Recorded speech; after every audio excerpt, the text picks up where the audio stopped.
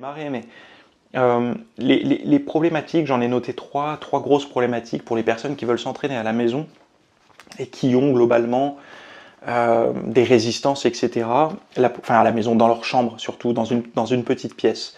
Parce qu'à la maison, bon, on peut avoir soit un garage, c'est plus facile. Mais globalement, admettons, vous avez juste une chambre. Donc, je vous disais, vous n'avez qu'un petit espace dans votre chambre. Le salon, c'est pas possible. Ailleurs, c'est pas possible. Vous avez que votre chambre, le pied de votre lit pour vous entraîner. Bon, bah, voilà quoi. Qu'est-ce qu'on y fait? Comment ça se passe, etc. Ou vous louez un Airbnb ou une chambre d'hôtel. Et qu'est-ce que j'y fais dedans? En fait, un des premiers problèmes, c'est ce que j'avais noté là, c'est le manque de créativité.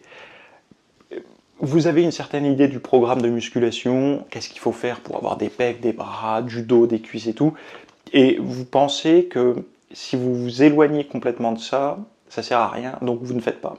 Et en fait, le manque de créativité mène à la stagnation. Si vous n'êtes pas capable de construire ou de vous lancer dans un programme un peu exotique, parce que vous n'avez pas la place de faire autrement, vous allez être amené à être limité par un entraînement seulement en salle ou dans un home gym. Donc il faut se détacher de ça. Ça, c'est la première chose.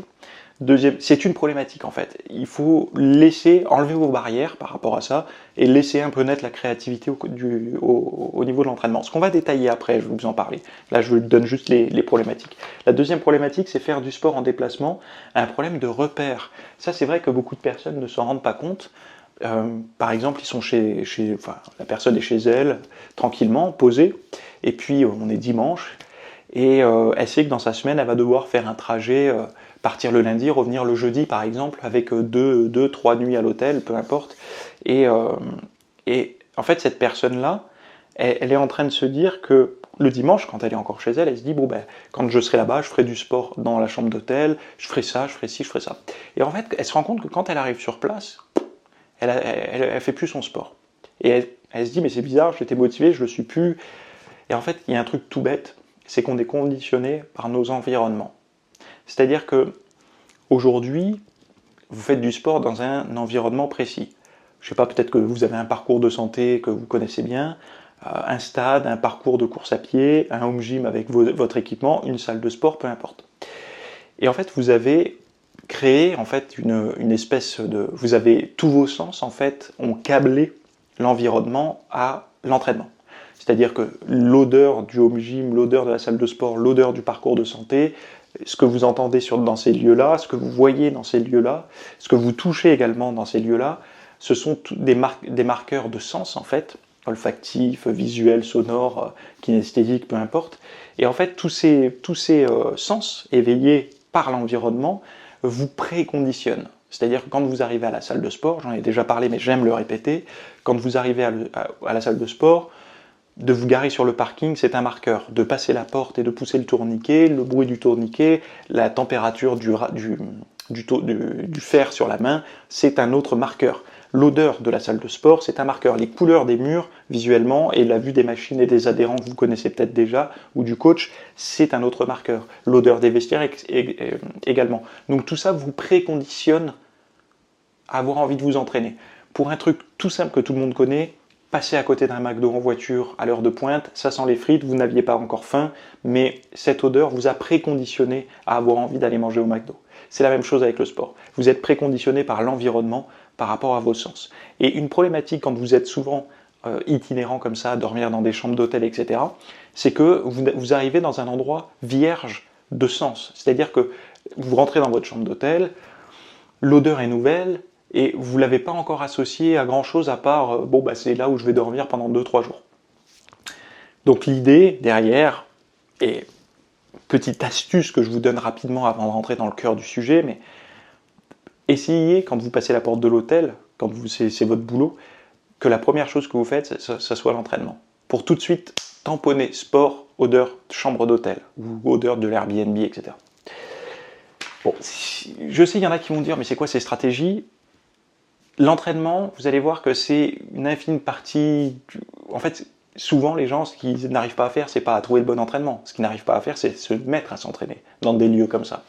Et ça peut vous aider à vous y mettre plusieurs fois d'affilée parce que justement, vous allez associer très rapidement environnement à entraînement. En tout cas, pas que à dormir le soir ou à taper vos emails, à faire votre rapport de réunion, etc., quoi. Ensuite, on va avoir les fausses croyances sur l'efficacité d'un entraînement sans résistance additionnelle. Ça, c'est quelque chose également, plus la personne est expérimentée en musculation, donc globalement une personne qui s'est entraînée en salle, qui a eu des gains, qui a dû forcer, progresser en force, etc. Si on lui dit, bah écoute, là tu pars 15 jours, tu vas devoir séjourner à l'hôtel, cette personne-là, elle aura des résistances à s'entraîner sans résistance. Donc elle aura pas trop d'entrain à s'entraîner parce qu'elle sait qu'elle n'a pas d'haltère, elle n'a pas de poids, elle n'a pas de machine, elle n'a rien, donc elle se dit au poids de corps, essayer de bricoler comme ça, ça sert à rien, donc c'est pas bon ça.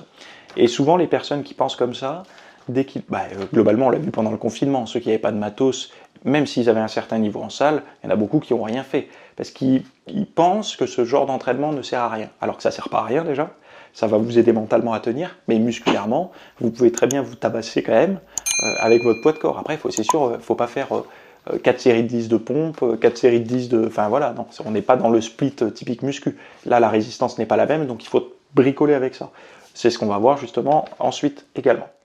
Merci d'avoir suivi ce rapide extrait, on va dire, de cours. Alors, en fait, ce que je propose dans l'intégralité du contenu, donc la version longue, déjà tout un tas de raisons. On va parler beaucoup de concepts et tout, de l'entraînement à la maison, mais notamment l'entraînement dans une chambre, dans un tout petit espace, vraiment au pied du lit. Donc vous aurez un programme d'entraînement, je vous filme tous les exercices et tout, pour vous entraîner au pied de votre lit, quoi. Donc là, il n'y a plus de problématique de place ou quoi, c'est vraiment le pied de votre lit, donc d'une petite chambre normale, c'est pas une chambre de palace ou quoi.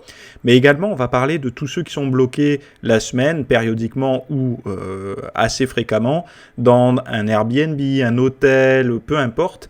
Et je leur donne vraiment, donc si ça vous concerne aussi, un plan, un entraînement, une fréquence, etc., avec toute une logique derrière, avec justement les bons moments pour vous entraîner, on va voir le matériel nécessaire, etc. D'ailleurs, il n'y a pas besoin de matériel spécifique, vous n'avez rien besoin d'acheter. Déjà, il y a 0 achat à faire. Et honnêtement, l'entraînement, même moi pendant que je le filmais, et pourtant je faisais pas toutes les séries, j'étais essoufflé. Donc vous allez voir que l'entraînement peut être vraiment cohérent. Si vous souhaitez affiner votre tour de taille, vraiment stimuler vos muscles et tout ça, ça sera bien mieux que le petit footing une fois de temps en temps quand vous êtes en déplacement. Ou alors le petit tour sur les parcours de santé. Donc allez jeter un œil et puis on se retrouve de l'autre côté dans la partie VIP derrière le rideau. A tout de suite.